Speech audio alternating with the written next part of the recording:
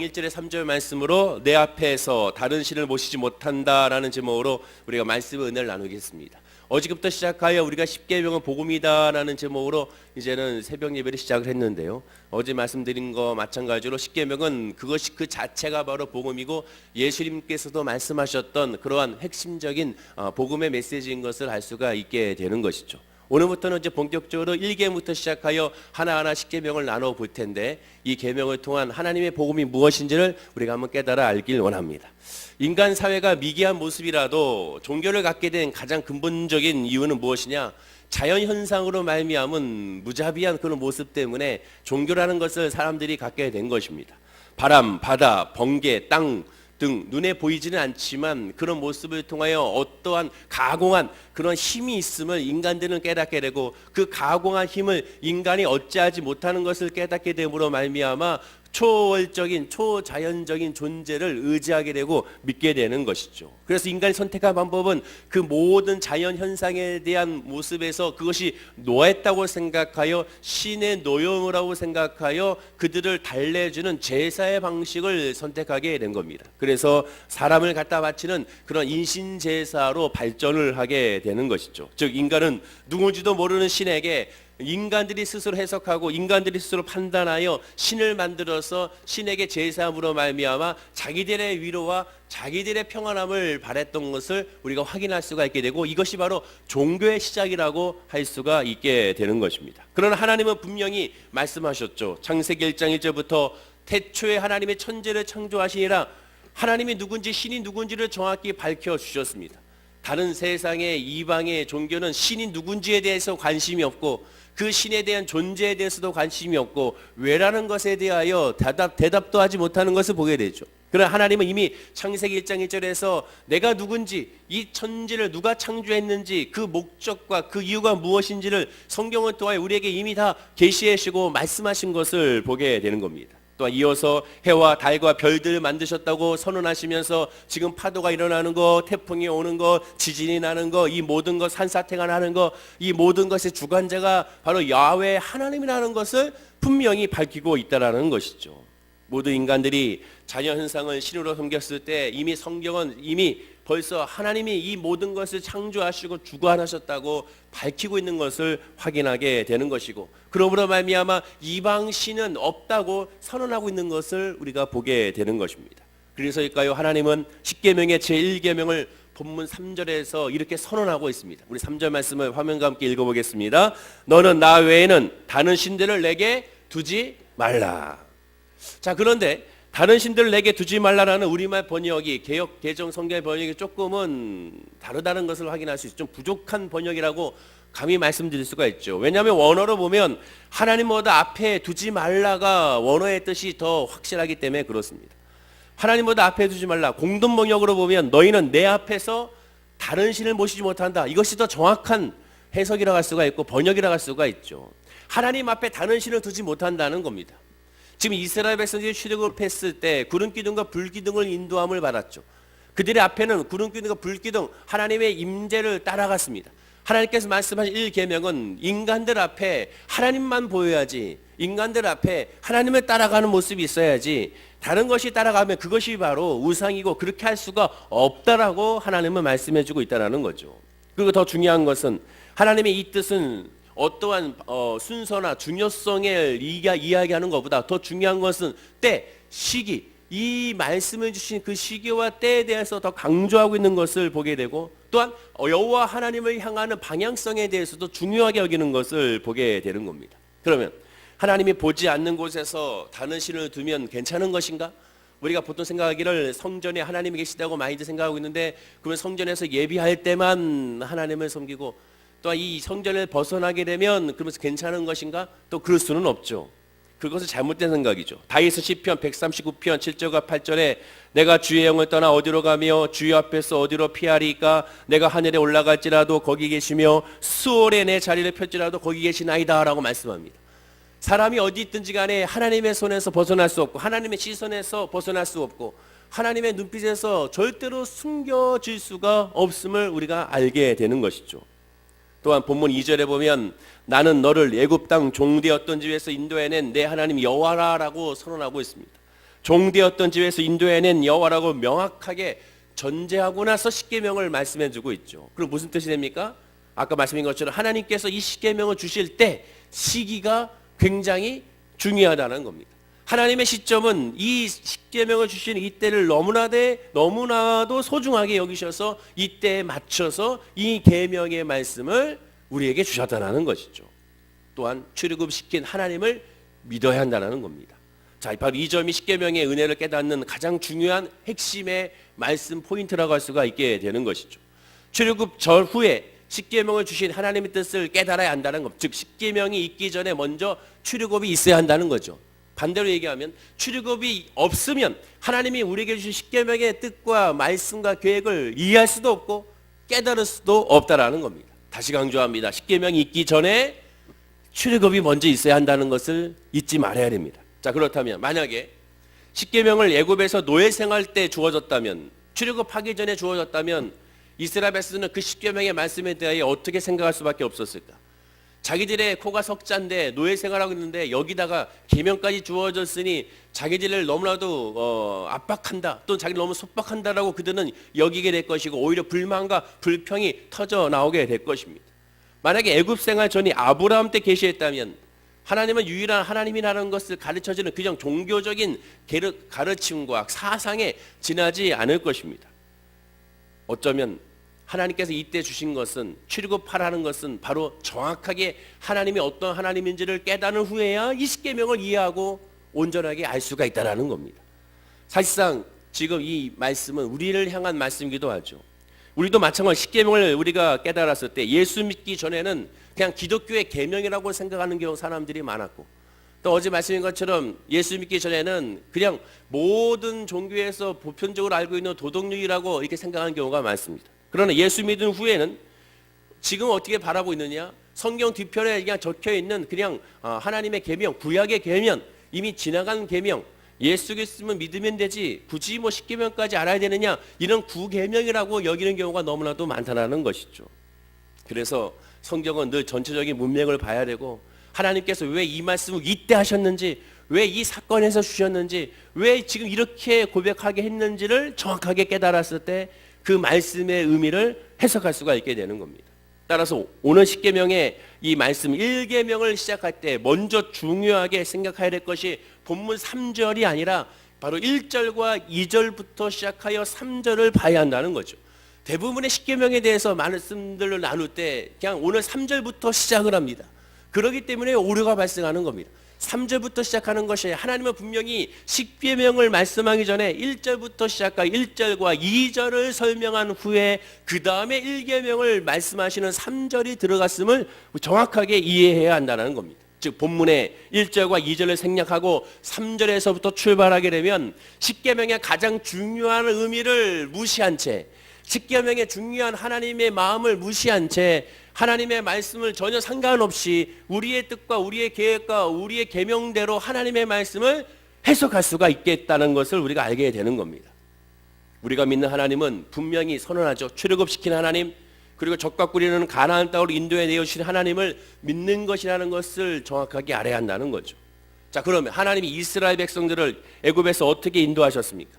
우리가 잘 아는 것처럼 10가지의 재앙으로 심판하시고 홍해를 가르시고 만나와 메추라기를 하늘에서 내리시고 반석에서 생수를 내하여 그들을 구원했습니까? 물론 그렇게 구원했습니다. 그러나 그것이 중요한 것이 아니죠. 성경에 보면 하나님께서 그들을 10가지의 재앙을 일으킨 것이 중요한 것이 아니라 만나와 메추라기를 주어서 그들을 이끄는 것이 중요한 것이 아니라는 것을 하나님의 관점으로 늘 우리에게 선언하고 있습니다. 인간의 관점으로 봤을 때는 하나님의 기적이 놀랍고 하나님의 능력이 놀랍고 그것을 사모하게 되는 것이죠. 그러나 하나님은 하나님이기 때문에 언제든지 이러한 기적과 능력은 언제든지 하나님께서 할 수가 있습니다.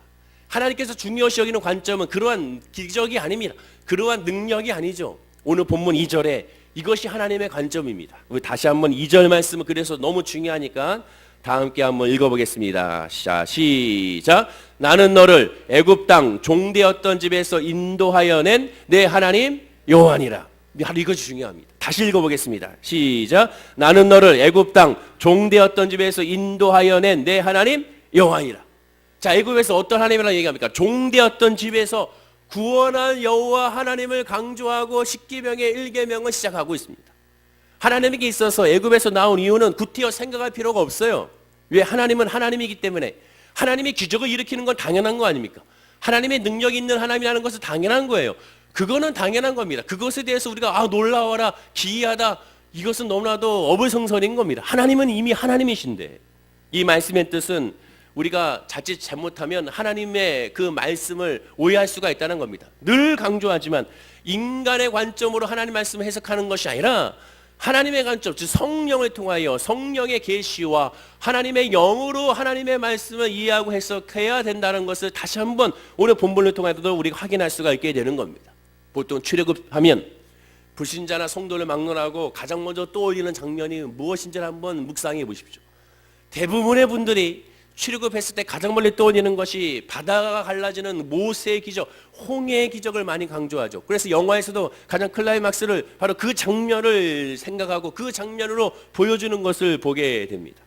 그러나 수십 번 강조하지만 하나님에게 이스라엘 구원하는 일은 너무나도 당연하고 너무나도 쉬운 것입니다. 그러나 홍해의 기적은 애굽 군대에서의 구원해 준 것에 불과하지, 오늘 본문에 말하는 것처럼 애굽의 종된 집에서의 구원이 아닙니다.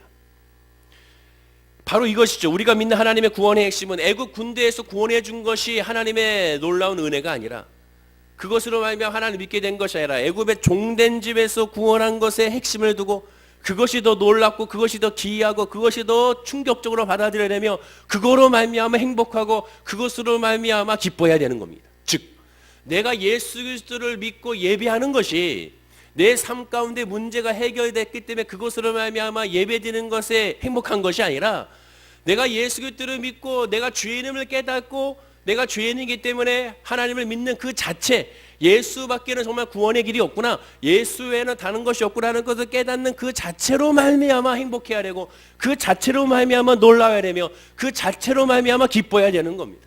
다른 건 없고, 야 내가 예수를 믿는다니, 내가 예배하고 있다니, 내가 이 시간에 새벽 예배를 드리고 있다니, 이것이 놀라워야 되는 거고 이것이 기적이라는 것을 고백해야 한다는 거죠. 애굽에서의 열 재앙의 모습도 마찬가지입니다. 열 재앙의 핵심이 뭡니까? 마지막 10번째잖아, 10번째. 그리고 이 마지막 10번째를 제외한 나머지 1에서 9가지 재앙은 이스라엘 백성들이 살고 있는 고센 땅에는 전혀 거기에는 이런 일이 일어나지 않았습니다. 심지어 이스라엘 백성들에게는 멀리 떨어져 있었기 때문에 이러한 일들이 있었는지를 듣기만 했지 그들은 체험도 하지 못했습니다. 유일하게 체험한 것은 무엇이었습니까? 바로 고센 땅까지 있었던 10번째 재앙, 장자의 죽음의 재앙은 이스라엘 백성들까지도 고스란히 여겨진 것을 보게 됩니다. 즉 이스라엘의 구원과는 직접적인 관계가 없는 애굽을 회개시킬 목적으로 첫 번째부터 시작하여 9번째 재앙이 일어난 것이지, 이스라엘 백성들에게 하나님의 능력을 보여주기 위한 그런 재앙이 아니었다는 거죠. 애굽 사람들도 회개하고 애굽 사람들도 하나님이 하나님인 것을 인정하기 위하여 1재앙에서 9번째 재앙까지 일으킨 겁니다. 이스라엘 백성과 상관없이. 그러나 마지막 10번째 재앙은 이스라엘 백성들과 애굽 사람들까지 다 동시에 하게 된 이유는 무엇이냐? 그것이 구원의 핵심이고 하나님의 마음의 핵심이기 때문에 그렇습니다. 즉 이스라엘 백성뿐만 아니라 애굽의 백성들도 구원은 하나님을 믿느냐 믿지 않느냐, 말씀에 순종하냐 순종하지 않냐에 따라 달려 있다는 것이죠. 애굽의 장자만 죽였다고 해서 이스라엘 장자는 죽이지 않았다고 여기시면 안 됩니다. 분명히 말씀하잖아요. 어린 양의 피로 문설주의 바른 집만 죽음의 사자가 넘어갔습니다. 거기 인종도, 거기 문화도, 거기 어떠한 그 사람의 지혜와 지식과 그들의 빈부 격차도 상관이 없습니다. 오직 하나, 이 문설주에 어린 양의 피가 발라져 있느냐 발라져 있지 않느냐, 이 차이로 구원이 있느냐 구원이 없느냐, 죽음이 있느냐 죽음이 없느냐, 심판이 있느냐 심판이 없느냐, 이 차이가 있게 되는 것이죠. 예수 그리스도를 믿느냐 믿지 않느냐, 이것이 문제지, 그 사람이 예수 그리스도를 믿지 않느냐 이것을 전혀 벗어나서 잘생겼느냐 못생겼느냐, 돈이 있느냐 돈이 없느냐, 봉사 열심히 하지 봉사 열심히 하지 않느냐, 예배 열심히 드리느냐 예배 열심히 드리지 않느냐, 이것과는 상관이 없다는 거죠. 믿느냐 믿지 않느냐, 이것이 가장 중요하다는 겁니다. 이스라엘 백성들을 보십시오. 출애굽 후에 조금만 불편해도 애굽의 고기 가마 곁에 아무것도 없다고 하나님 앞에 따지고 불만과 불평하고 심지어 우상을 숭배했던 애굽의 신전으로 돌아가고 싶다고 그들은 원망과 탄식을 했고, 고기와 마늘과 후추를 먹고 싶다고 그들은 원망했던 것을 보게 됩니다. 진정으로 예수를 만나고 진정으로 하나님의 구원의 은혜를 체험하지 못한다면 이런 모습이 됩니다. 나에게 없다고 하나님 불평하는 거죠. 있고 없고가 중요한 것이 아니라 하나님의 믿음 안에 있느냐 없느냐가 중요한 것인데 그것이 바로 잘못된 신앙의 모습인 것을 알게 되는 겁니다. 이스라엘과 애굽의 유일한 차이는 다른 것이 아닙니다. 복음의 즉 하나님의 구원을 사전에 통보받았고 받지 않은 것뿐이죠. 오늘날 말씀드리면 예수 그리스도의 복음이 전해졌거나 예수 그리스도의 복음이 전해지지 않은 것 바로 이 차이가 되는 겁니다. 또한 이스라엘의 실패도 마찬가지죠. 하나님을 믿고 따르면서도 하나님의 능력만 받기 때문에 그들은 실패한 것이죠. 하나님의 마음을 본 것이 아니라 그들은 하나님의 능력, 기적만 받습니다. 오늘날도 마찬가지예요. 예수 믿는데 그 믿음의 기적만 보고 믿는 분들이 있습니다. 기적으로 신앙생활을 하는 분들이 있어요. 기적은 2차적, 3차적인 것이죠. 믿음이 먼저입니다. 하나님과의 관계가 먼저예요. 나의 아버지라는 것을 정말 확신하느냐 확신하지 않느냐, 모든 것의 주관자가 여호와 하나님이라는 것을 믿느냐 믿지 않느냐, 여기서부터 출발해야 되는 겁니다. 즉 성도란 예수 그리스도의 능력을 믿는 것이 아니라 예수 그리스도의 은혜를 믿고 거기서 출발하는 거죠. 은혜로 출발했을 때 하나님의 능력은 당연히 우리 삶 가운데 이루어짐을 믿게 되는 겁니다. 따라서 모든 성도는 애굽에서 탈출한, 즉 마귀의 종에서 종의 뇌에서 탈출한, 거기서 해방된 그러한 체험이 있어야 이 십계명의 말씀의 의미를 깨닫고 정말로 여호와 하나님밖에 없음을 고백하게 되는 겁니다. 출입한 체험이 없다면, 종에서의 노임을 얻은 것에 자유된 체험이 없다면 하나님의 말씀은 들어오지 않습니다. 하나님의 말씀을 깨닫지 못합니다. 하나님의 말씀 중심으로 살아가지 못합니다. 그 중심은 생활 중심이죠. 삶 중심이 됩니다. 어쨌든 내 사업이 잘 돼야 되고 내 직장의 문이 열려야 되고 장망에서 또 물질에서 자녀들이 잘 돼야 된다고 여기게 됩니다. 내가 믿는데 왜 안 되냐? 여기서 원망과 탄식하게 되죠. 내가 왜 믿는데 질병에 걸리고 내가 왜 믿는데 아파하느냐? 여기에 집중하게 되는 겁니다. 그러나 하나님께 집중하게 되면, 애굽에 종됐던 것에서 해방된 것에 집중하게 되면, 죄에서의 자유함에 집중하게 되면, 죄에서의 구원에 집중하게 되면, 아버지에 집중하게 되면 무슨 일을 만나도 하나님을 의지하게 되고 감사하게 되고 어떠한 상황에도 하나님을 찬양하는 하나님의 백성이 될 수가 있게 되는 겁니다.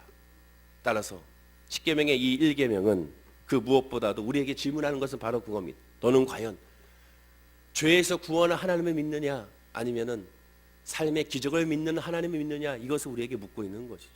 무엇을 따라가고 있느냐, 또 무엇을 놓고 기도하고 있느냐, 정말 나에게 있어서 중요한 것이 무엇이냐, 영적인 구원이냐 삶적인 구원이냐, 이것을 우리에게 묻고 있는 것을 우리가 깨달아 알아야 되는 겁니다. 애굽에서 종된 집에서 해방시킨 여호와가 바로 우리에게 은혜임을 고백하는 것, 이것이 십자가의 복음이고 하나님은 그것을 십계명 1계명을 통하여 우리에게 지금 말씀해주고 있게 되는 겁니다. 하나님 외에 다른 구원이 없다는 거죠. 하나님 외에 다른 것을 따라가게 되면 거기에는 구원이 없다는 겁니다. 예수님도 말씀한 것처럼 다른 이름으로 구원을 주시지 않았습니다. 예수 외에는 구원이 없어요. 예수밖에 없다는 겁니다. 1계명은 바로 그것을 우리에게 말씀해주고 있게 되는 겁니다. 그러면 우리가 이 새벽에 묵상해 봐야죠.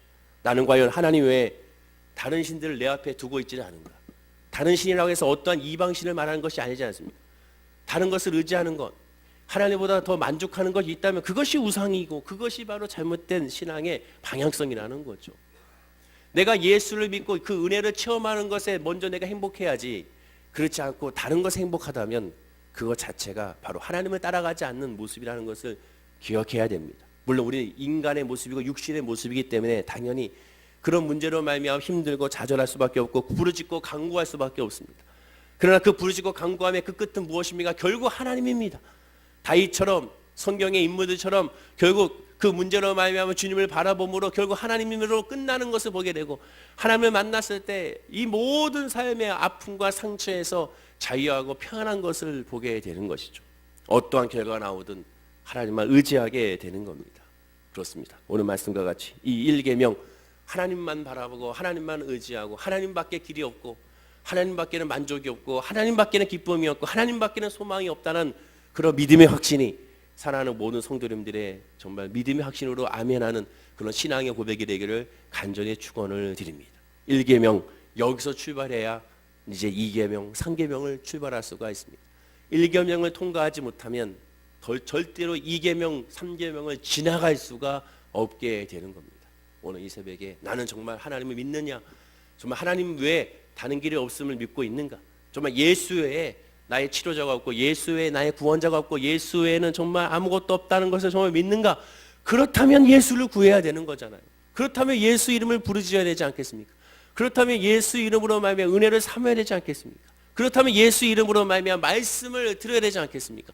그렇다면 예수 그리스도 이름에 있는 예수 그리스도의 말씀을 묵상해야 되지 않겠습니까? 왜 그러지 못할 거예요? 그것은 바로 정말로 믿지 못하기 때문에 그렇습니다.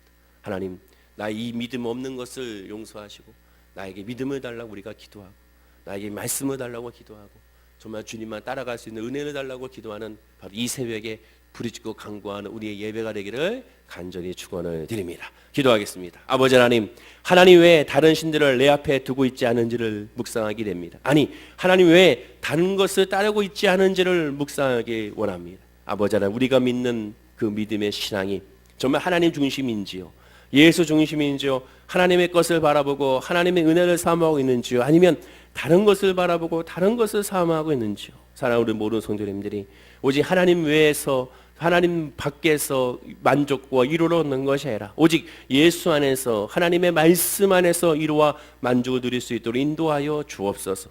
우리의 구원은 오직 여호와밖에 없음을 알게 하시고 하나님의 길 외에는 절대로 기쁨이 없고 소망이 없고 감사가 없고 찬양이 없고 평안함이 없음을 고백하는 우리 성도님들의 믿음과 예배가 되게 하여 주옵소서. 감사드리며 예수님의 이름으로 기도드립니다. 아멘.